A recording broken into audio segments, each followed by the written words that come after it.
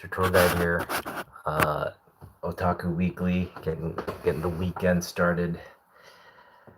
We have two games in the NFL book. Yeah, it's been a fun. You know, I'm doing a league at work, and my coworkers are really engaged with the league. I'm the commissioner this year for the non. It's a non-money league, and yeah, got 10 people in the league, myself included, and it's a really engaged league. We're having lots of fun making the predictions, and it's funny because some of my colleagues, there was I guess a bet where you could put money on whether Travis Kelce would score a touchdown or not. And a couple of my colleagues were like, hey, it's definitely like happening. Like, there's no way they wouldn't drop a couple plays in the red zone for Travis Kelce. And I was actually like, yeah, I think that would happen. But I wasn't bold enough to actually put money down. But a couple of my colleagues did. And lo and behold, he scored a touchdown. I did call the Chargers to win, but I was expecting one of my picks, Omarion Hampton, to go off tonight. He did not. He only got 7 fantasy points for me. No touchdowns. It was kind of a disappointment because the Chargers didn't really run the ball. Definitely Herbert came out and they were in this sort of play action pass type scenario. So they were doing a lot of passing. And I just think that shows well, first off, it shows the scouting on the Chargers is all wrong. They might not be a run intensive team as we thought.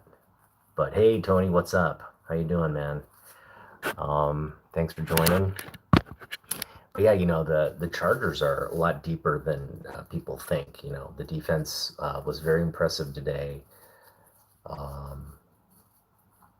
especially just putting pressure toward the end of the game, putting pressure on Mahomes. And then you had, again, Herbert and that offense. They can beat you in a lot of ways, but I think just reading the zone and finding little holes, and Herbert definitely tore apart that zone defense, the Chiefs tonight. So strong outing for them. I do hope Omarion Hampton, that the Chargers continue to feed him the ball and get him going, because I think that's ultimately what their team's going to be built around. Definitely the Chiefs were playing run in a lot of those situations, which I think created the opportunities for Herbert to do some of those play action passes and do some of those fakes to the flat. So yeah, overall good game tonight. Hey, what's up, Lath? Lath? What's up, Lath? And I'm excited for Sunday. So we've had two pretty close, intense games with the Eagles, Cowboys, and today now the Chargers and the Chiefs. And yeah, I have like two more predictions, which I'll make here and now for Sunday. I think the Ravens just demolish the Bills. They go into Buffalo, and I think they're just it's gonna be a bloodbath. I'm thinking at least 2 scores, right? So a victory by at least 2 scores. And then the Seahawks. I think the Seahawks are really gonna put the 49ers in a tough spot and pull out the victory. It'll probably be a high-scoring game, but I think the Seahawks are going to outscore, or maybe a blow. It's either going to be a blowout by the Seahawks or a close game, but either way, I have the Seahawks on top for those two games. So Ravens, Seahawks, and of course I called the Chargers tonight, and we'll keep doing these every week. I don't want to do like the whole NFL schedule, but I'm definitely doing the ones that impact my teams or the games that I'm interested in the most. And being a Seahawks fan, Seahawks will probably always be there, as well as the Ravens. My fantasy team is essentially Lamar Jackson, Derrick Henry, and Mark Andrews. So if the Ravens don't do well for me this year, then my fantasy team is pretty much dead in the water. But I do anticipate that offense to be potent and deadly week after week. So we'll see how we do. Do I have Superman? Yes, I have some Superman to share. But today, the focus of what I'm going to do for the video is not so much Superman. What's up, Kami Station? Or Shelton? I have bad eyes. Sorry if I'm misreading everybody's name. Panay Treasure the Dumpster. All right. I do have some Superman. We'll get to that in a minute. Today's video, I'm going to focus on... So I'm kind of recapping the summer of Superman. We're well into the fall now. I think we closed the book on another great summer of comic book pickups for myself. And now I'm going to just... moving into the fall, Otaku Weekly is just going to focus on kind of catered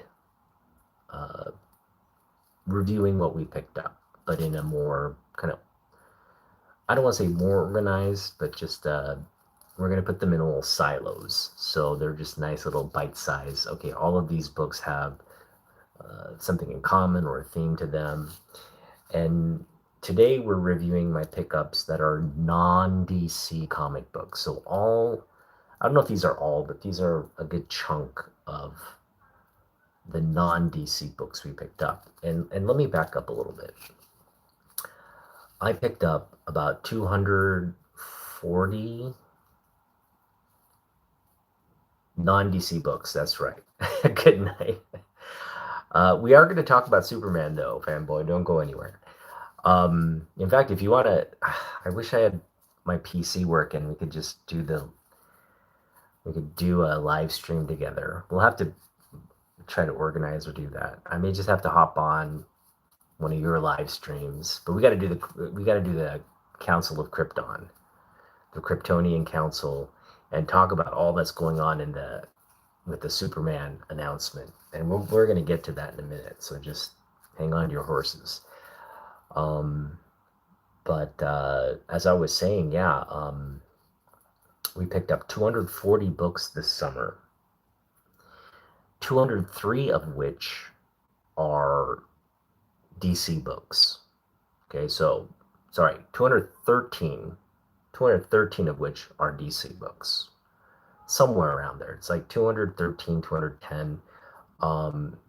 And the other 30 books or so are either Marvel or independent books. And so I believe I have most of them here. I may be missing like one or two.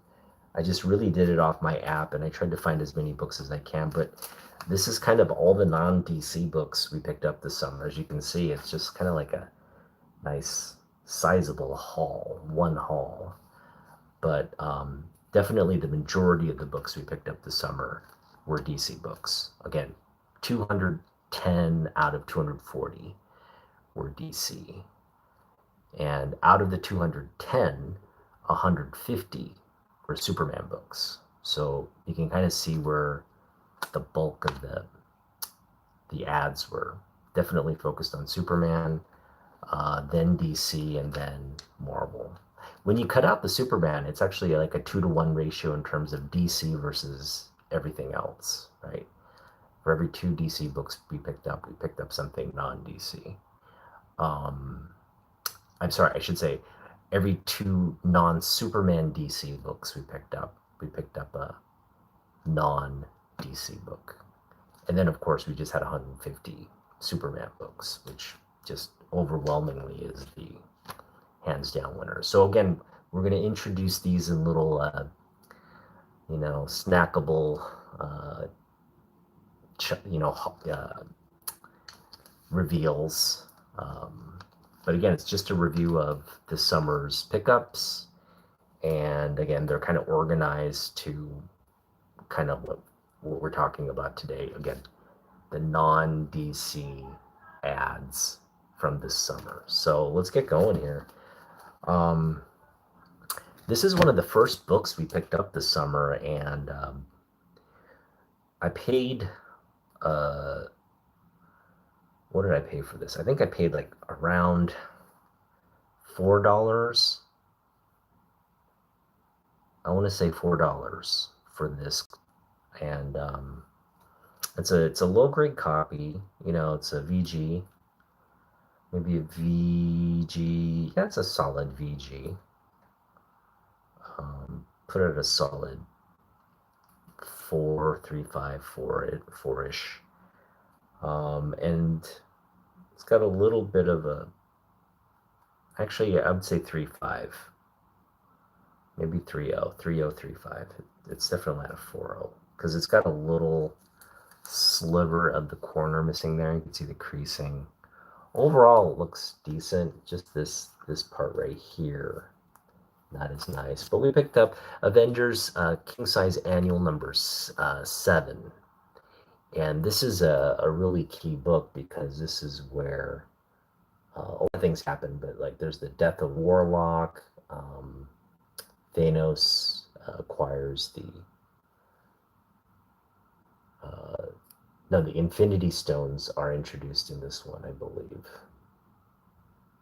So yeah.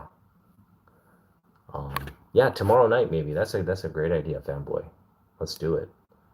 If I can join from my phone, that should work. So Avengers. I'm excited to talk Superman with you and to the larger public.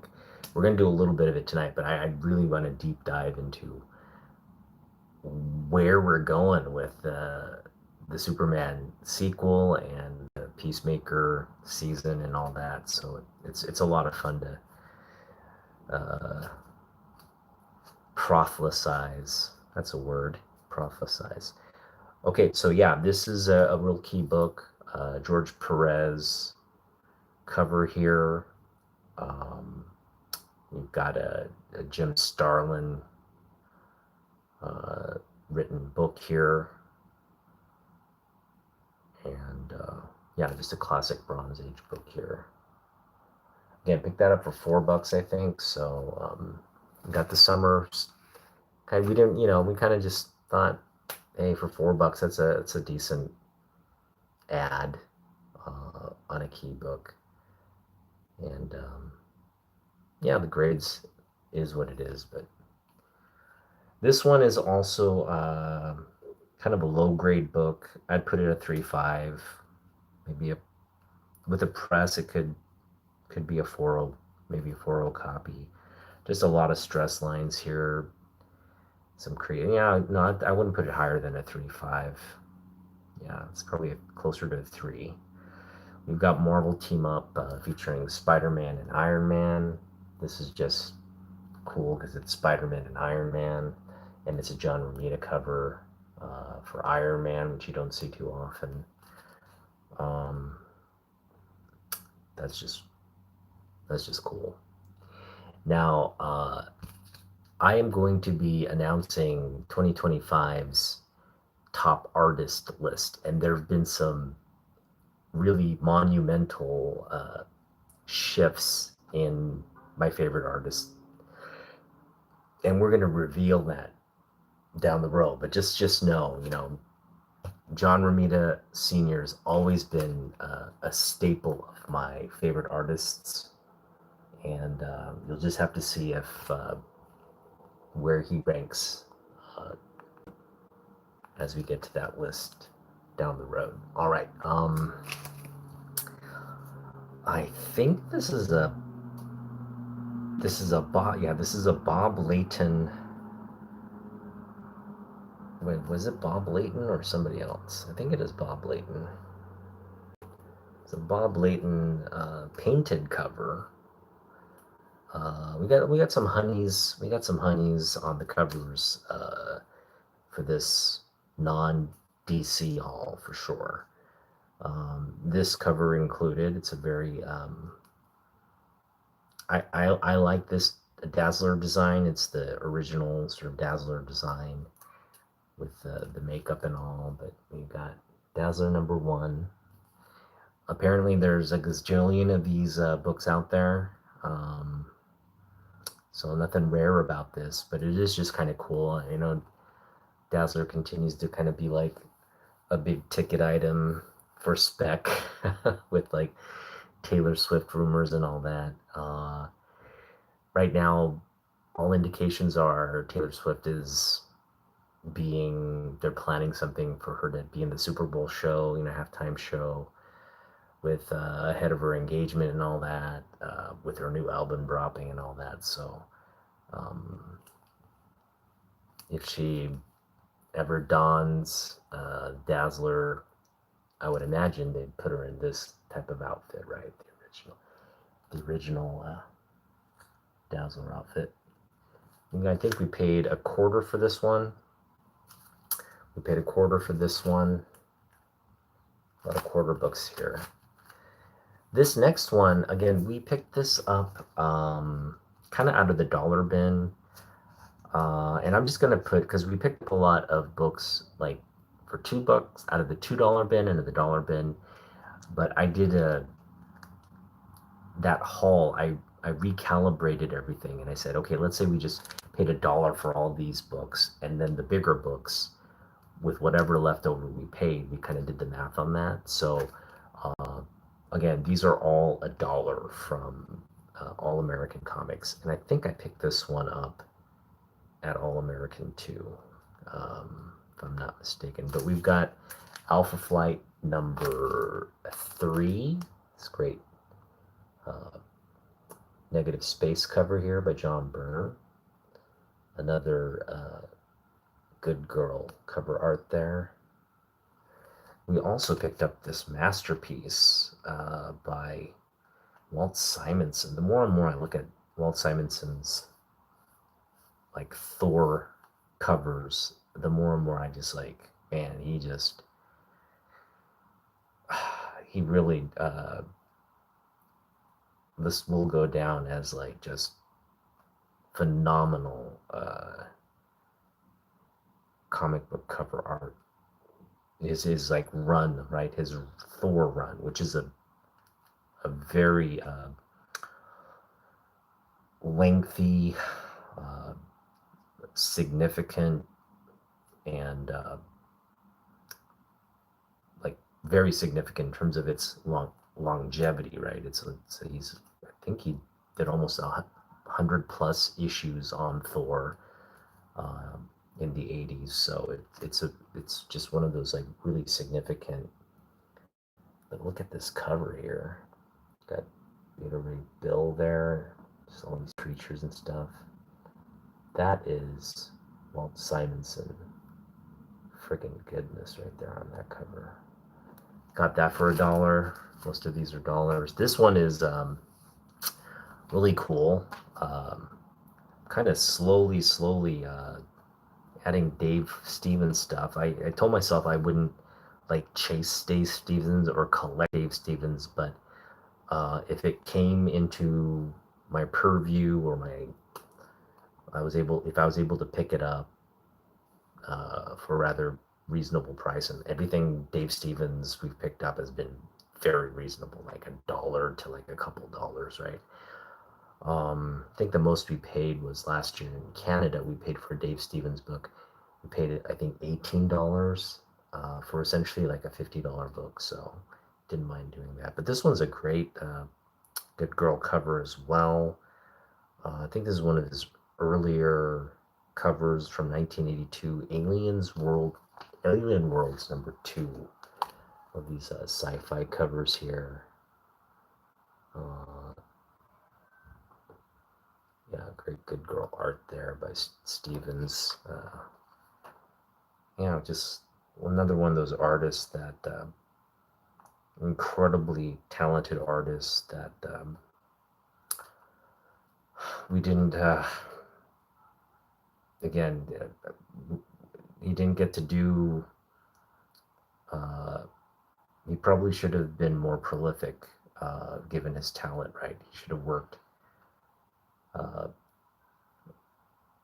for one of the big comic book publishers and just have have comic book, just the public enjoying his artwork on a week to week, month to month basis. But for whatever reasons, he kind of stayed independent, did his own little projects, and while there are a lot of Dave Stevens books to collect and kind of target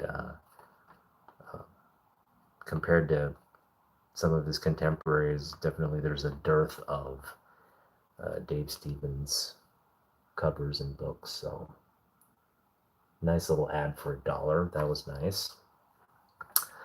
Hey, what's up, Tyler? Thanks for joining, guys. We got What The? This is the last What The. So a nostalgic, this is around the 90s when this thing came out. So just a great little Marvel preview type feature book. A lot of fun stuff. And this is the first appearance of Spider-Ham, 2099. I think his name is, what's his name?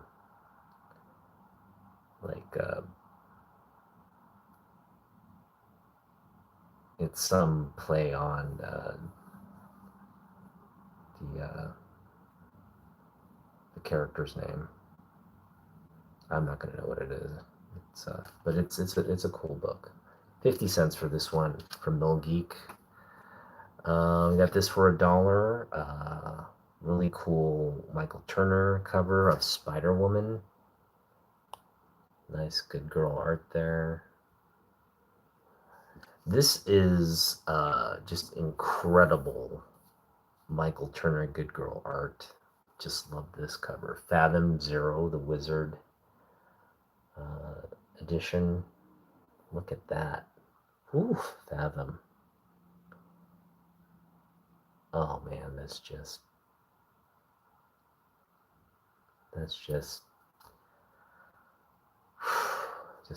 too good right there.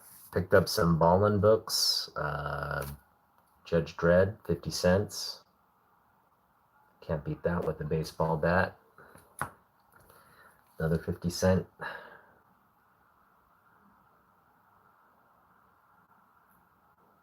That's just a nice cover right there. Get ugly. We've got Judge Dredd. It's one of the later issues, number 34. Judge Dredd giving King Kong a citation or a sentence. Cool cover there. Then we've got Judge Dredd's Crime Files, number 1.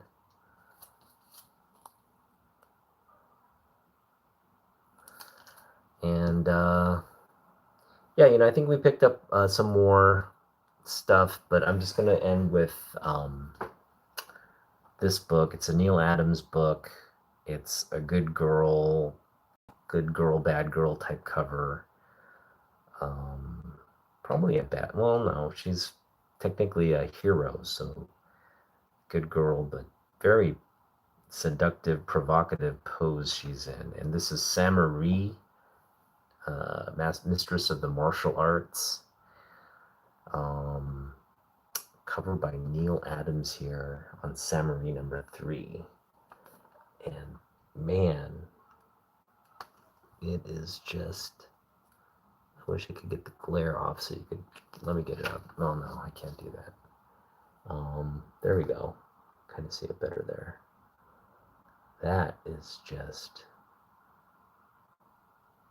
very provocative, very sexy cover there by the great Neil Adams. We got a Neil newsstand cover. I think there's a bunch of these out there, but definitely happy to add anything Neil Adams, especially when it's sexy cover art like that. You don't see that every day from Neil.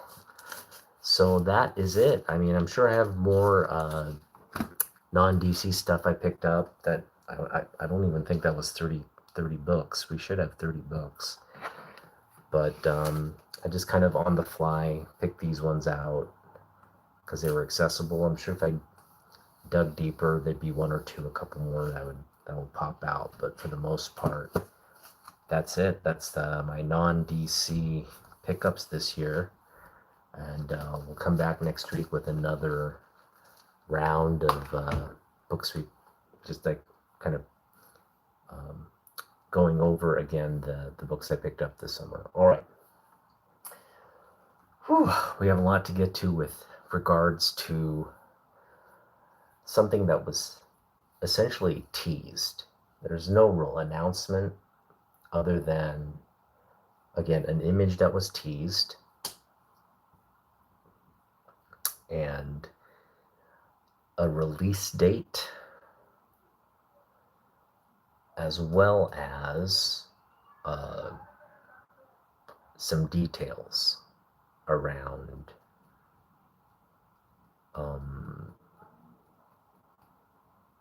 I think they just came out and said, or they alluded to who the villain was going to be.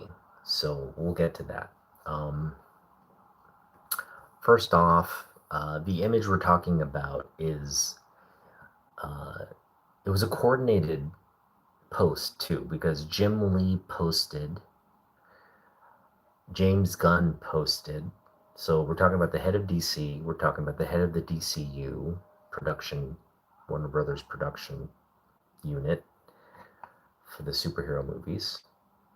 A bunch of DC related artists as well, and a bunch of the actors that are involved. And essentially it was an image, it was like they were all sharing sort of comic book cover images of Superman and Lex Luthor.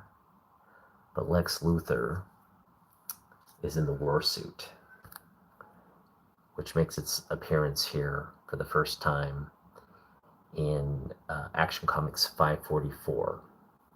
Now, this is a significant book because it reimagines two of Superman's greatest foes, Brainiac and Lex Luthor. Now, these two have been plotting. This is actually, I think, the first time they team up. This is their first team up. And yeah, this is what they look like. They're kind of just like old dudes. They look like old dudes because they're bald, and one's green, one's just bald and kind of looks like Gene Hackman,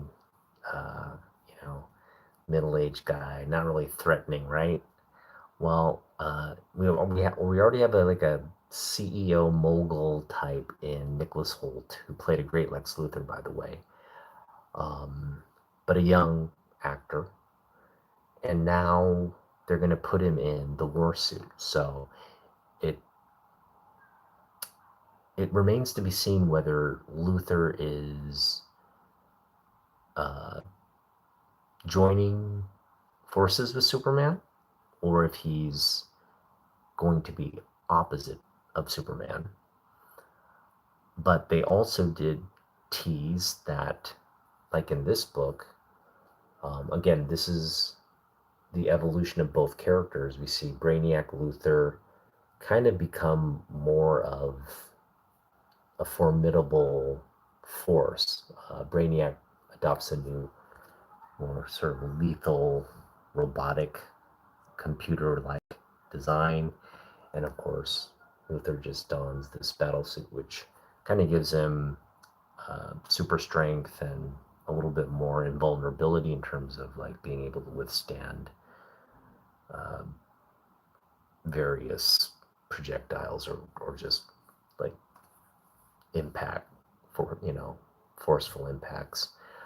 Um, this is a huge, I think what I love about these kinds of announcements is that it gets the comic book community more excited than any other thing, because like when you drop these kinds of like comic accurate, like we're bringing this comic accurate costume design and related type stories to it's just building more credibility for that world, for that um, whatever stories are going to come out of that scenario, because you're being true to the comic books, right?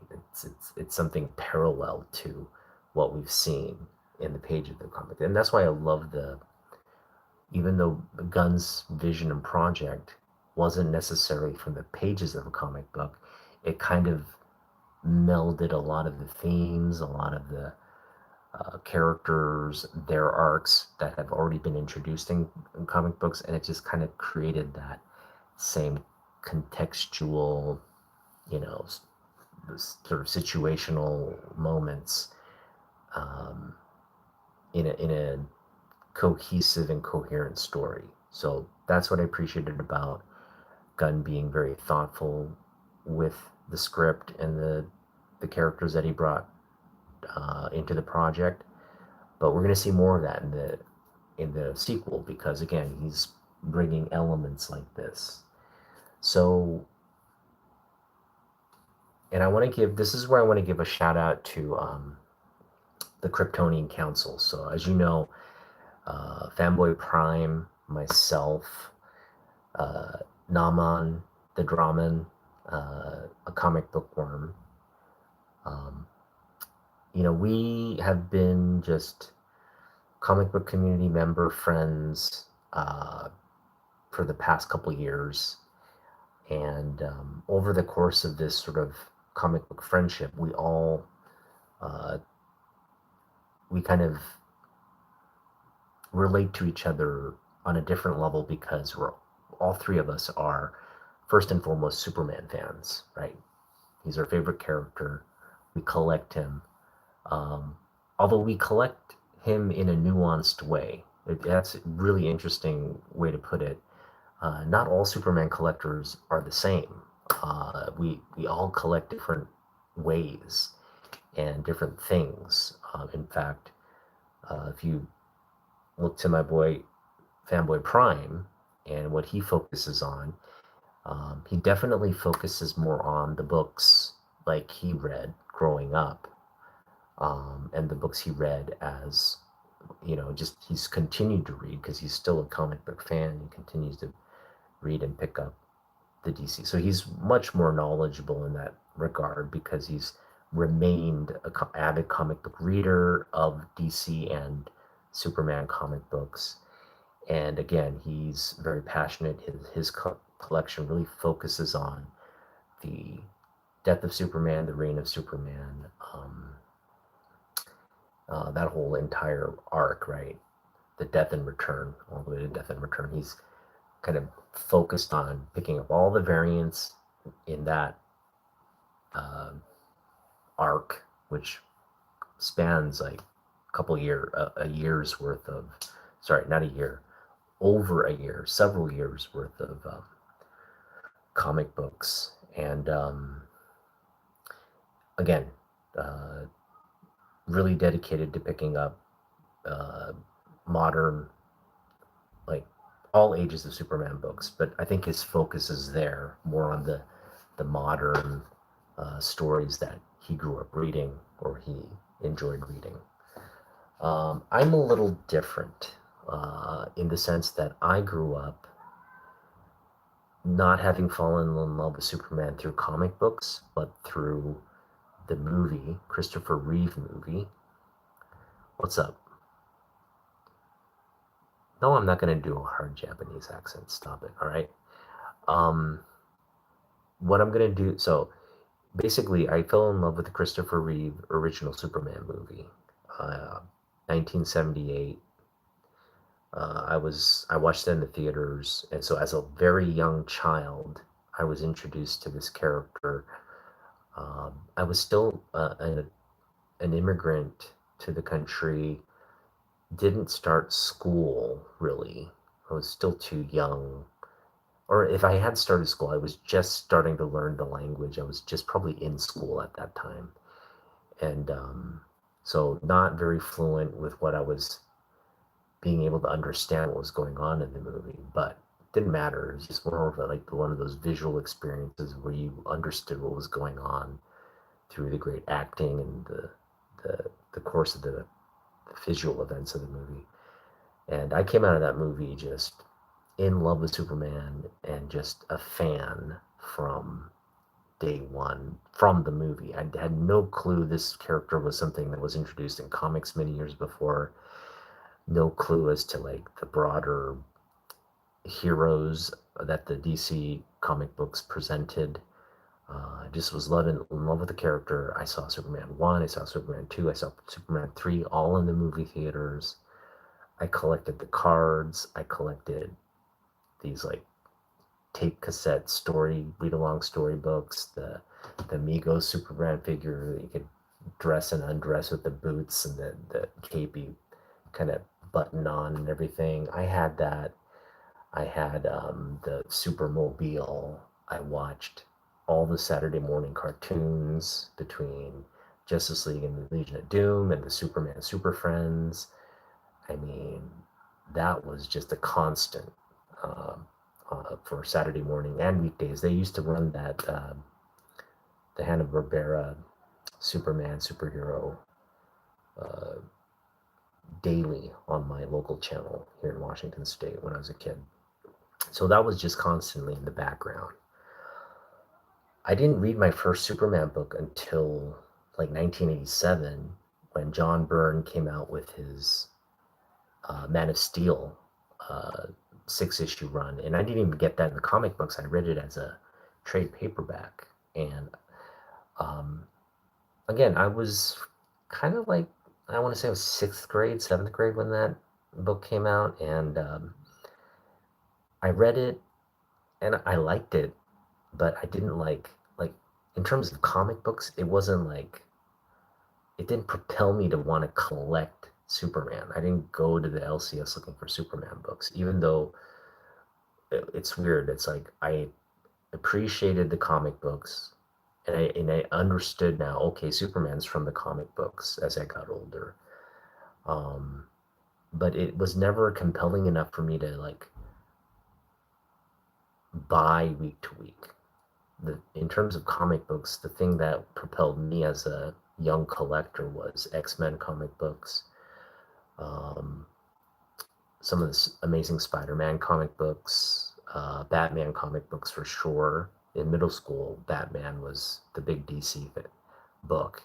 And what was cool about the Batman books is you got, flashes of Superman there, albeit not very good uh, portrayals of Superman, if we're talking Frank Miller. But they were there in the background, right? And of course, then the John Byrne run, and again, it took me it took me an entire adulthood of being out of comics. So I got out of comics in 1997 as I started my graduate college, started my real world job, and just fell out of it. Stopped reading, and this was as the comic book industry was declining as well. It was kind of, I think, related, but um, maybe the two are related. But anyway, I just lost interest in comic books. Didn't want to. Wasn't a priority to like spend my hard-earned independent money on comic books. So stopped doing that. Fell out of the hobby, and then it was the pandemic that brought me back in. I got some access to my old books, got them graded, and I just fell, head first right into collecting again. And the nostalgic element of that part is what I'm celebrating. And now being back in the hobby, um, I've just gained a new appreciation for my love of Superman through the collection of Superman comic books. And now I'm just like, again, we're all nuanced collectors here. I definitely collect my era now, my era of comic books, which is we're talking like the post-crisis burn run, even the pre-crisis Superman.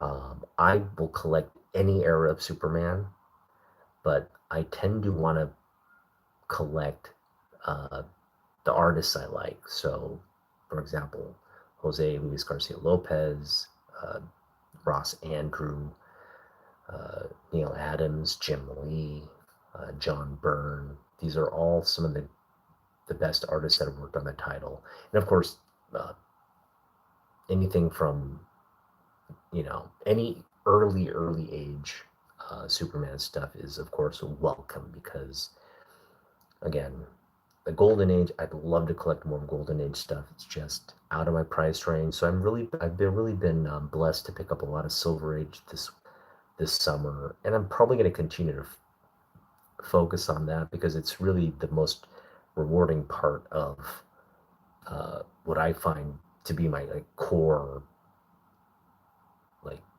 where I'm really focused. Um, and so yeah, the more older Super Bronze Age, Silver Age, Golden Age Superman we can pick up, I think we're going to be focused on that. And it's not like I'm trying to complete any runs or anything like that. It's just really like anything and any. Again, we're just going to probably just start by continuing to focus on the artists we like, picking up those books first, and then whatever else. And having said that, we are also recognizing artists like Al Plastino. We're uh, recognizing artists like uh, who are some of the other artists? Definitely. Uh, oh, they're not. Their names aren't coming to me right now. But other great Superman artists from over the years, right? So that's uh, right. Neil Adams is, I think, you got to start there because I really think um, it's one thing.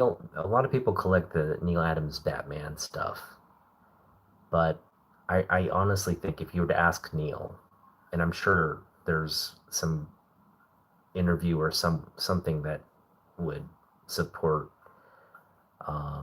my argument, but I think deep down, Neil was a Superman, considered himself a Superman artist first and then a Batman artist, right?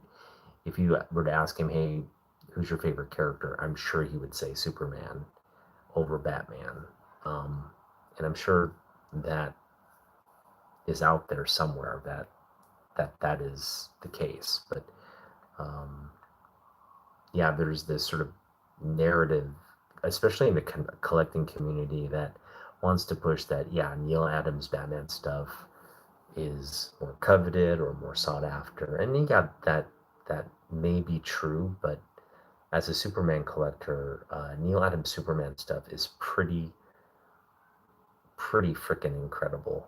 And and I think just depends on where your loyalties lie. I guess if you like Batman, feel free to collect the Neil Adams Batman. But for me, yeah, it's Neil Adams all the way. But going back to my statement about like classic, like more of the golden age artists, we're looking at artists like Wayne Boring, right? We're looking at artists like I don't know if we can pick up Joe Shuster stuff from the early golden age, but um, that whole era. Then as we get into the silver age, you got artists like Kurt Schaffenberger, you've got Kurt Swan, um, Neil Adams, uh, even Carmine Infantino to an extent. I mean, I just got a Joe Kubert Superman cover. It's part of a larger just DC special, but there's a Kubert Superman on that cover. Just kind of little those little like uh, niche, like legendary artists who have wanted to contribute or have done their version of Superman. You know, like Todd McFarlane, he's done Superman, right? He's gone out of his way to like contribute to a DC book where he gets to draw Superman. It's the most horrid thing. It's the most just ugliest Superman I've ever seen. But you know, that's how much Todd loves Superman. It's just like you have this industry-wide love of the character, um, because it's what like Alex Ross is a great example, right? Alex Ross read comic books. He fell in love with Superman first and foremost, like a lot of us. And that's what got him into comic book art, becoming an artist, and kind of really dedicate. I mean, his mom was an artist as well, but that passion for art and drawing was there because of the comic books. So Alex is a great example of like, here's this Superman nerd who, you know, is one of the greatest contemporary comic book artists of our time. So just fun to see things like that, like the love for a character kind of coming full circle to where you're actually working on books for the character. And it's across the board. Jim Lee, he loves Superman. He got into comics because of Superman. Alex Ross. Again, Neil Adams, although there's no real hard evidence of that, I'm assuming Neil had the same passion for Superman growing up because he probably read the comics and all that. So, yeah, Rich Buckler, yes. Dan Jurgens, another legendary artist. So many great. Uh, I mean, we're just talking like my era of collecting, right? You're talking like Jerry Ordway, uh, Dick Giordano, um, Rich Buckler, Dan Jurgens, John Byrne, Jim Lee, Dan Mora. These days, Dan Mora. Dan Mora just killing it with his art. I mean, Alex Ross is another great one. I wish we had gotten the opportunity to see more Michael Turner Superman, but Michael Turner also did a run on Superman and has done some incredible Superman interior work, cover work. So, yeah, we have a plethora of talented artists who've worked on the title. And there are a lot of talented artists who have not had the opportunity to work on the title as well. So, uh, talent alone doesn't get you an opportunity to work on Superman. A little bit of it is luck, a little bit of it is understanding the character and just being talented enough for DC to say, hey, yeah, you get the privilege of working on this book. So a lot of it is, yeah, if you're talented enough, you'll get invited to work on the book or they'll assign the book to you. But just talent alone doesn't ensure that you're going to work on a book like Batman, Superman, or any of these major, treasured IPs for on the comic book publishing side. So, Rad Art and Comics, how you doing, man? DC has a very high standards of how Superman is to look. That's right. Regarded artists, it turned down by DC because they don't draw his. That's right. A great example of that is Jack Kirby. Jack Kirby came in. They really kind of just plucked his talent, but they never let him really work on a major Superman book. They let him work on Jimmy Olsen for a little bit, but they gave him sort of this, hey, why don't you create another like Superman villain for us? And they had him work on New Worlds and create Darkseid and the Apocalypse universe, which was cool because that ended up turning into itself like a major part of the DC Superman related lore, right? And so Darkseid is now just one of the major villains. And Darkseid's one of those like, so he was introduced early on during Kirby's tenure and run, but he ended up making his way to the Saturday morning cartoons and just being part of the overarching uh, villainry of DC. And so that was cool to see. So great point. Yeah, DC just doesn't give the project to anybody. You got to either prove yourself as competent to draw Superman. And this is where, like even artists like Carmine Infantino, he never drew a great. They trusted him with Batman, but they never really gave him uh, the keys to Superman. Now, he did do a few covers and he did do a few interiors, but they don't look that great. Um, an artist we completely forgot to mention is um, Nick Cardy. Nick Cardy's a great Superman artist. I'm just loving Nick Cardy stuff. I'd love to pick more Nick Cardy stuff up. But yeah, just so many great artists have worked on. Oh, and we're talking almost. It's coming up on 100 years. In 2038, will mark.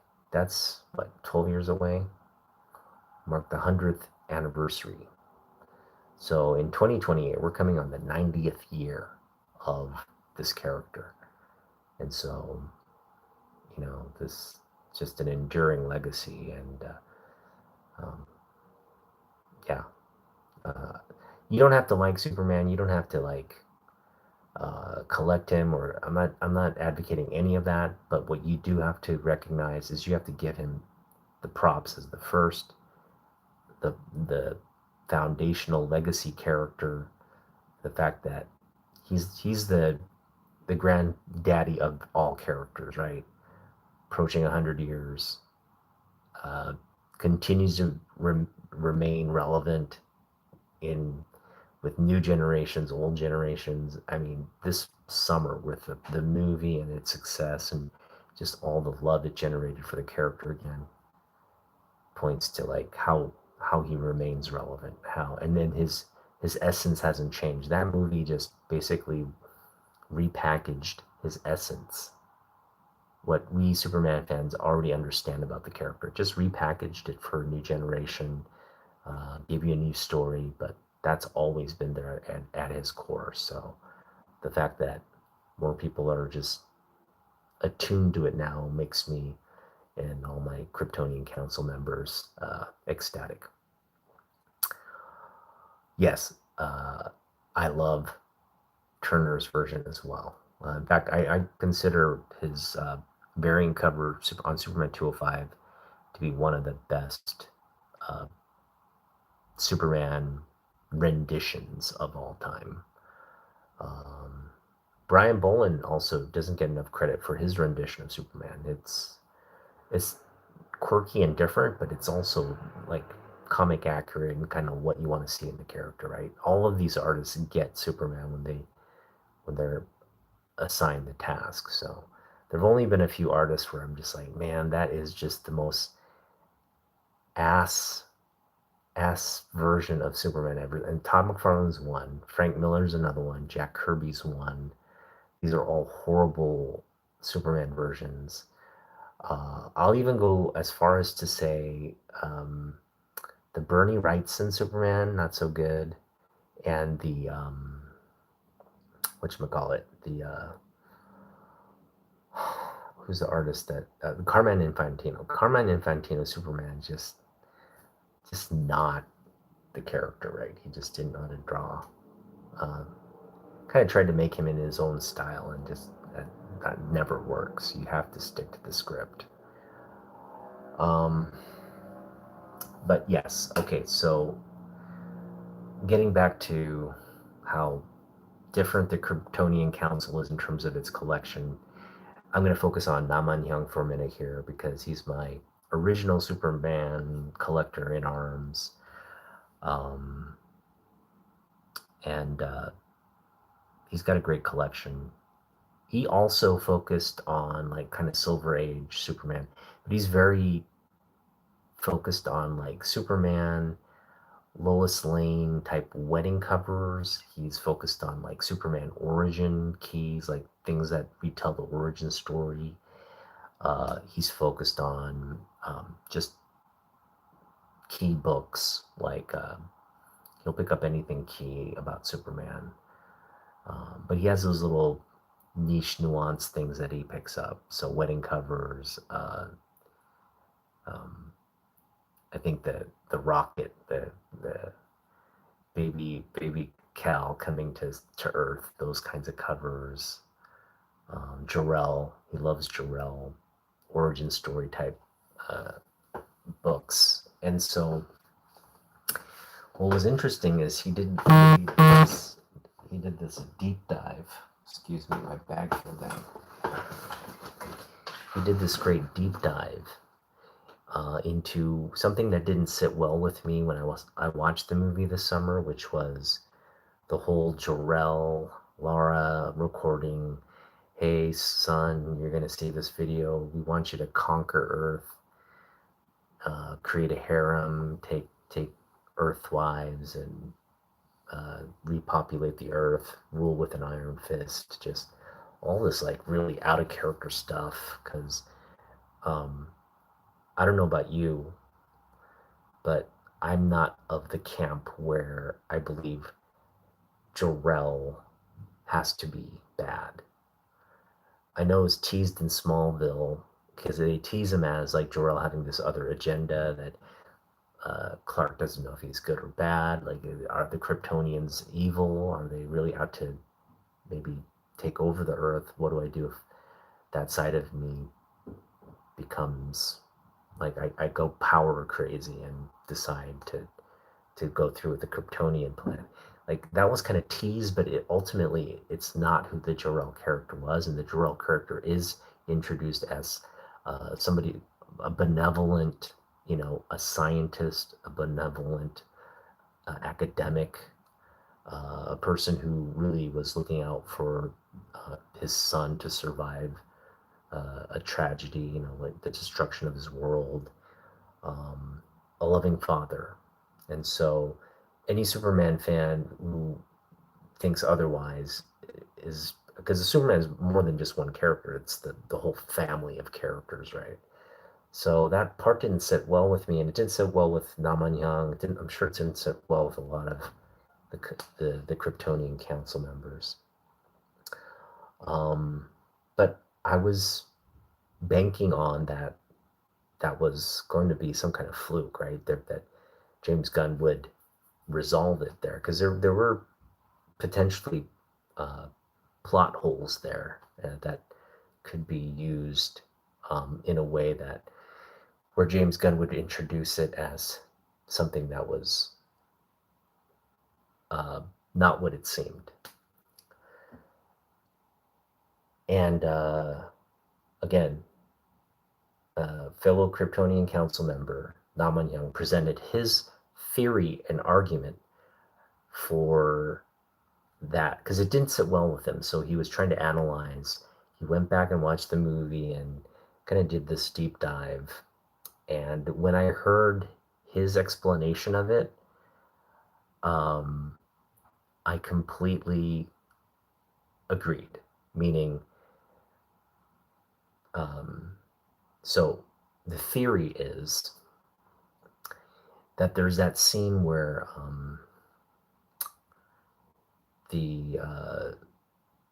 what's her name? The lady with the nanite machines, right? She goes in and she infiltrates again through her machine like body. She goes in and infiltrates or connects to the computer and begins to like download and process the files in that computer, and she's trying to interpret the message from Jor-El, which she translates. The engineer, thank you, Radar. So the engineer goes in, she tries to translate what the computer message is saying, and she basically translates and figures out that it's a message, and we get the message. It's this one of like conquer and rule, son, right?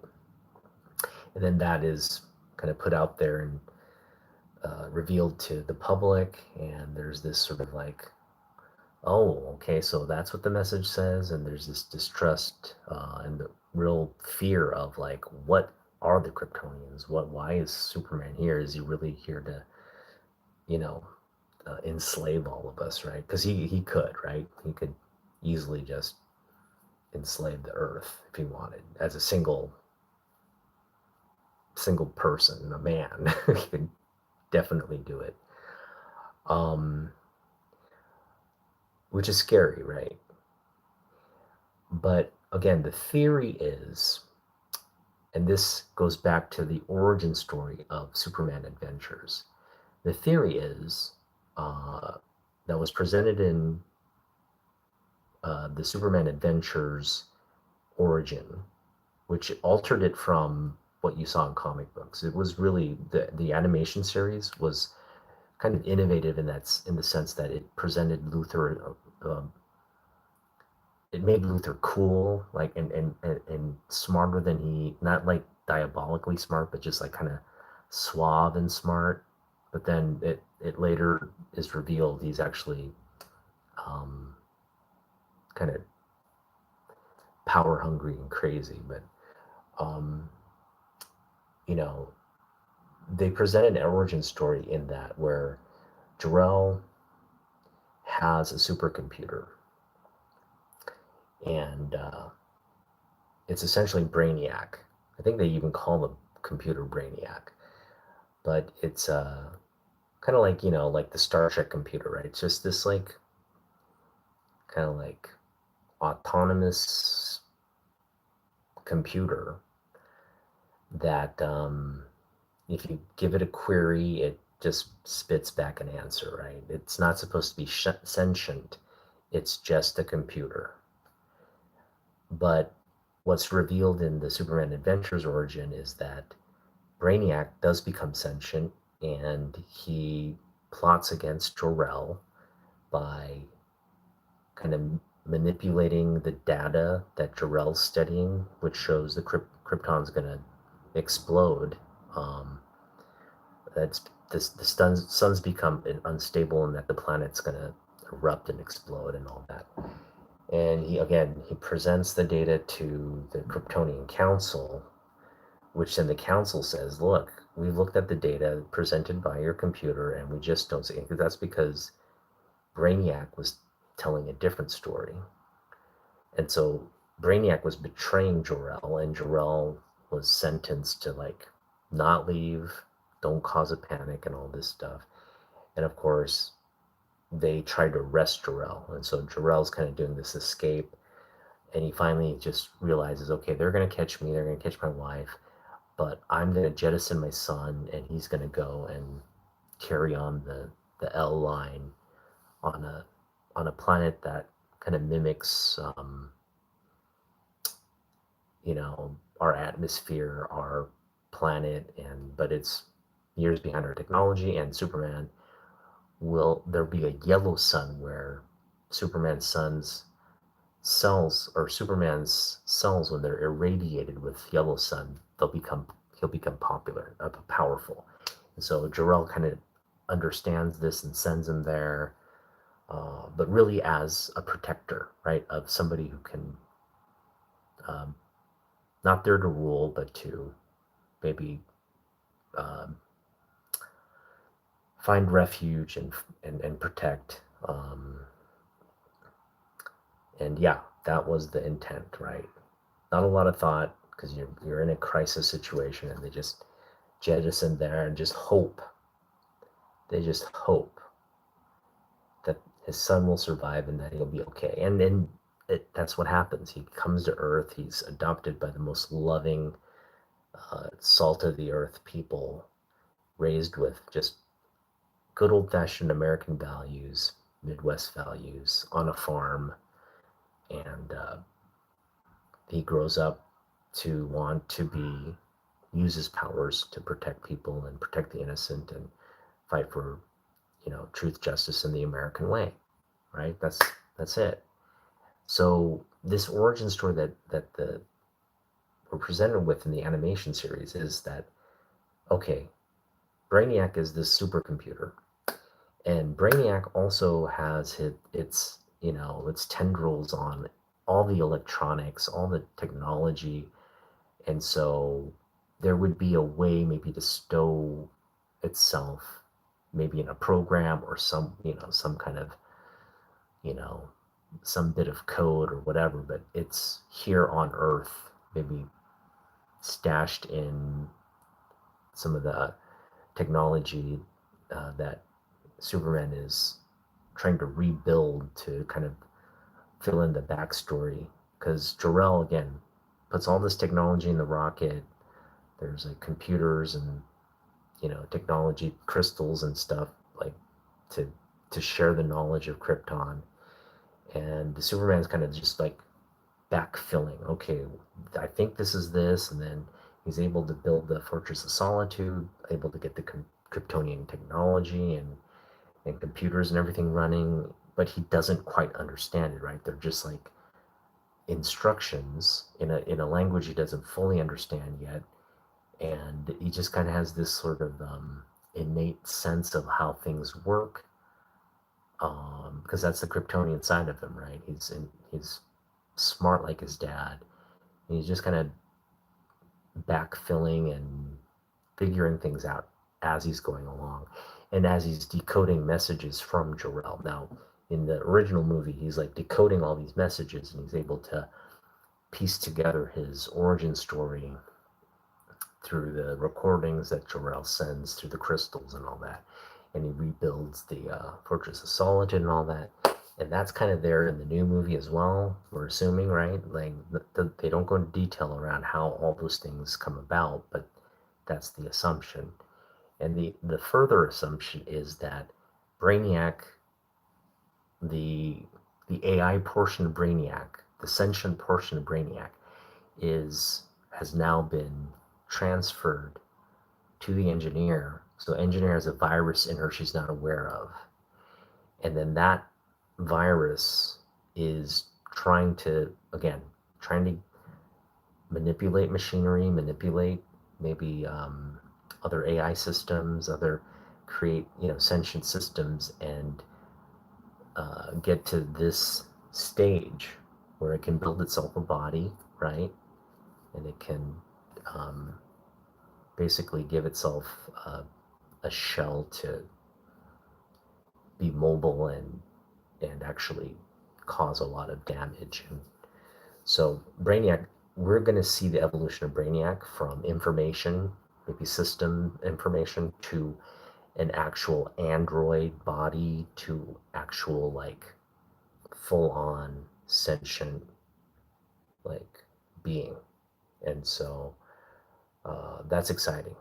That is exciting stuff. And again, Na Man Hyung put that theory out there. I just explained in detail why there's teeth to that theory and why it makes sense, because it also creates a new threat for Superman to address. And it's a big threat. Think about if we're creating all these like information systems with technology.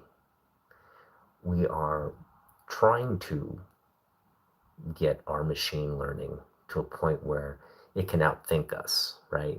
Like, it will do the thinking for us. It will process information faster than we could and give us some kind of, we're assuming some kind of insightful like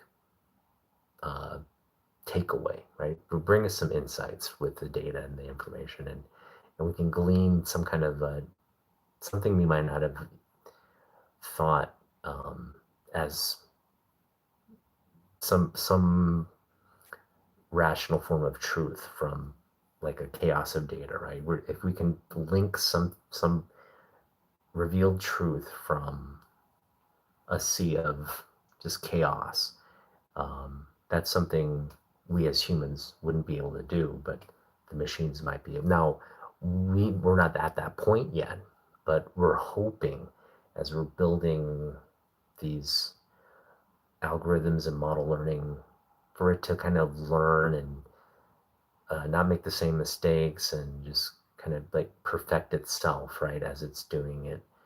Um, kind of doing these tasks and stuff. It's we're telling it now that don't learn this, learn this. Okay, this is good, this is bad, and we're just kind of feeding all these like uh, notes to it, and it's hopefully taking those notes and improving.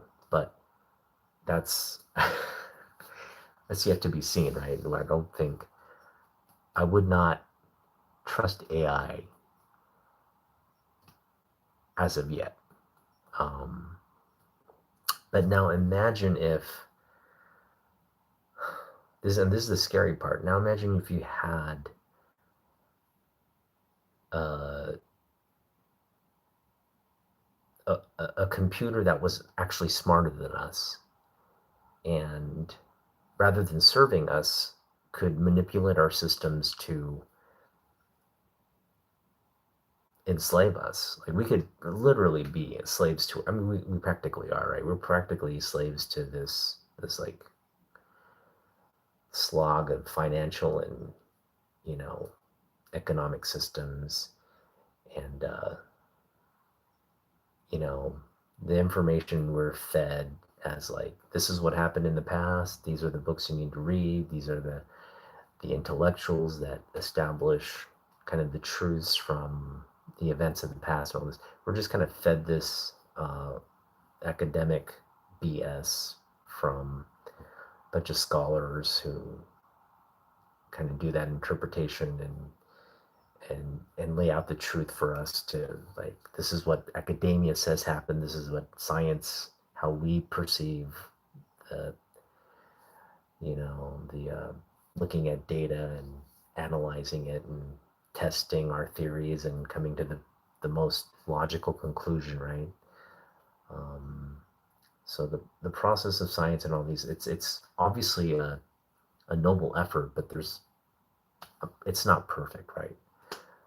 And humans like to think like, oh yeah, like we have all this stuff figured out. But um, imagine a machine that is way, way, way smarter than us, but also sentient. Like it knows, it understands you're a threat, and I will take you out, right? Like it has an agenda. It has like motives. It has it's self-serving. It's a survival. There's a survival instinct there, right?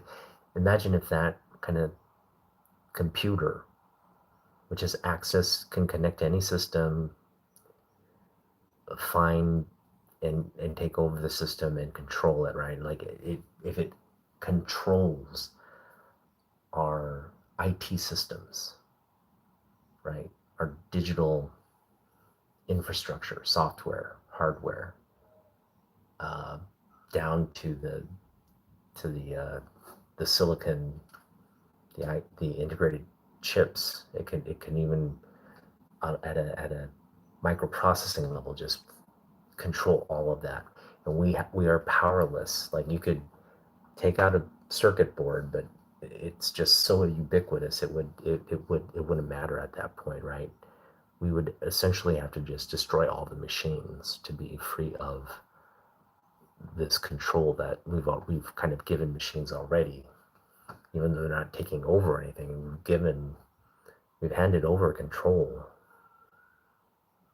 to this network of information already. So we're vulnerable to it too, right? We see people getting their privacy hacked, information hacked,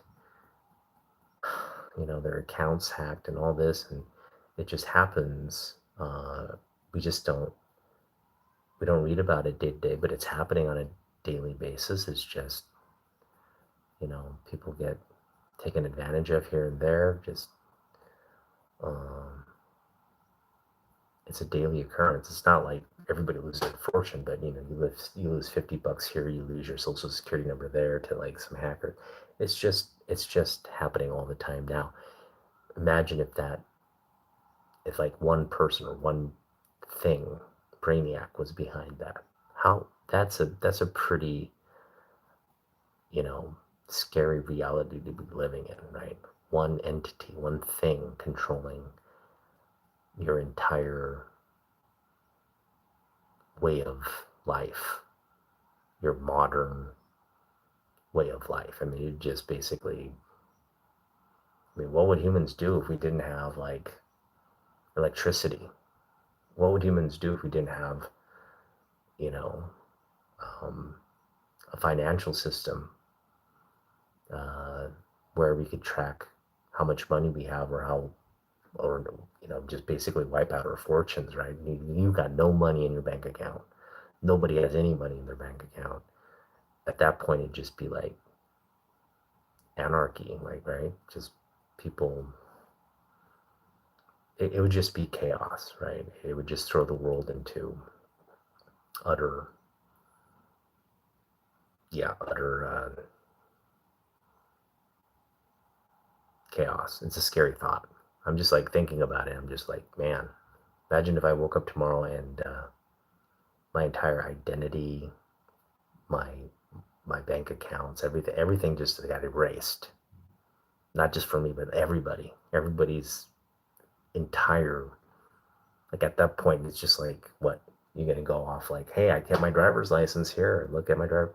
Well, the driver's license databases have been erased. What are you gonna do there? You have a physical driver's license that you have to rebuild a database, and like it would just cause absolute chaos. And so that's what's really scary about Brainiac. And it's something that even, this is where I think it makes sense that Superman and Lex would team up, because if you think about it, if you had a system that could erase your fortune, it could erase your, not only your wealth, but your identity, right? And if you're a powerful man who, your power comes from your source of wealth, your source of knowledge of these systems, of how, like again, Luther owns a corporation, right? So his power comes from an extension of that corporation's wealth, its influence on society, but it's the value it provides its customers, and that value has a certain amount of wealth and prestige attached to it, right? So even Luther, as much as you want to rule the world and be at the center of that power, if you have something that could easily eradicate that power with the stroke of a, stroke of electrical pulses, you would be not wanting that entity to succeed, right? You'd be vehemently opposed to something with that amount of power. So I think, yeah, it's a bigger threat to Lex than it ever would be to Superman. Because Superman, it would just come down to like beating it, like physically just beating it, right? No amount of like computer virus or software or like IT, because Superman is not dependent on a system. And once you kind of just destroy the source of something controlling the system, you can always rebuild it, right? You can always rebuild it with parameters or controls in place. So to Superman, Brainiac's not as big a threat to as it is to the humans and the human systems that we've created. Superman's not bound to those like systems, so he's kind of independent of it. But where Brainiac can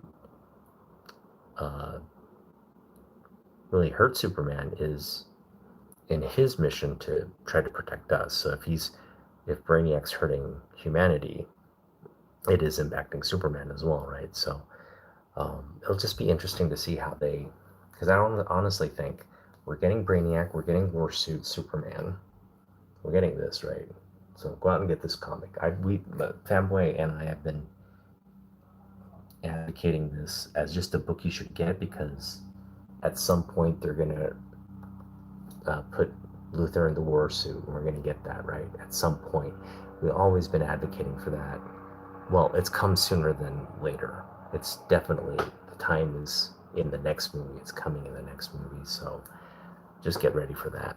And that was the big announcement. And I don't know of any comic book fan, whether you're Marvel, whether you're Batman fan, whether you're Plastic Man fan, or like an Ewok fan. I don't care what realm of comic book fandom you come from.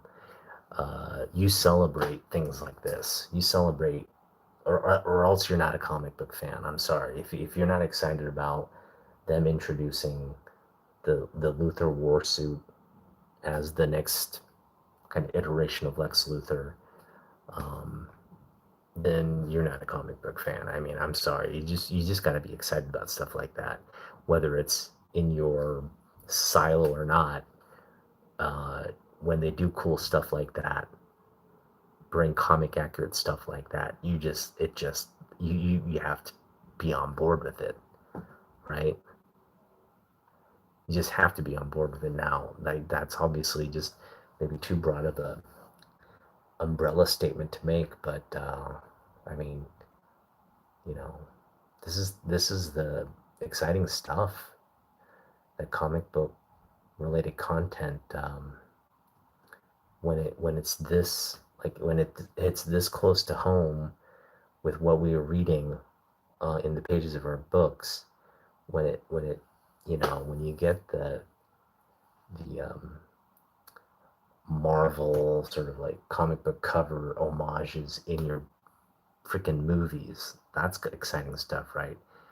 When you get stuff comic accurate, like power suits and storylines that in comics have been a long running motif, and now they're introducing into the movies for the larger audiences to get accustomed to and enjoy. When you see that as a comic book fan, collector fan, and all that, you see that, and you see now the mass, you know, the mass population understand that. Those are cool moments. So hopefully, you guys are all celebrating, and especially if you're a comic book collector and fan, hopefully you are excited about it, and you're fanning the flames of the uh, the hype, the hype machine, to where it gets others to be as excited. I'm doing my part just by talking about it like now, with the amount of fervor and attention these kinds of announcements deserve. So, uh, 2027 is a long ways away, but at the same time, we're at the latter part of 2025. It's less than 2 years away, right? It's less than 2 years away. So, it's going to be here sooner than later. And let's just enjoy it. Let's just enjoy the build up. Continue to pick up those DC books. Continue to pick up those Superman books. We're continuing the summer of Superman into next summer. We're going to call it the fall of Superman, the winter of Superman, the spring of Superman, the second summer of Superman, the second fall of Superman, the second winter of Superman, and finally, the third summer of Superman. By the time the third summer of Superman comes around, it will be, yeah, it'll be epic. So enjoy the ride. Happy for all of you. And we're going to come back next week with another edition of Otaku Weekly. So be here for that. Thanks for all who joined tonight. Fanboy, Rad Art, all the other weirdos that were making the inappropriate comments. Feel free to come by and say what you will. I don't mind. I would hope you'd be respectful, but if you're not, that's fine. Just, you know, I could care less. I mean, it's just a comment, right? It's not like all I would do is ignore it. I can either acknowledge you or ignore you. And if you choose to go the route of me ignoring you, that's fine. Sure, no skin off my back, but hopefully you'll come here, be respectful, and be a regular part of our live stream. So if you enjoyed this, give us a like and a subscribe. If you don't enjoy this kind of stuff, me rambling about Superman and showing off my comic books, go follow a channel that I guess gives you more valued information and use of your time, I guess. But my passion is here. I love comic books, and I love engaging with you guys as well. So hope you guys keep coming around, sticking around, and we'll see you in the next one. Otaku out.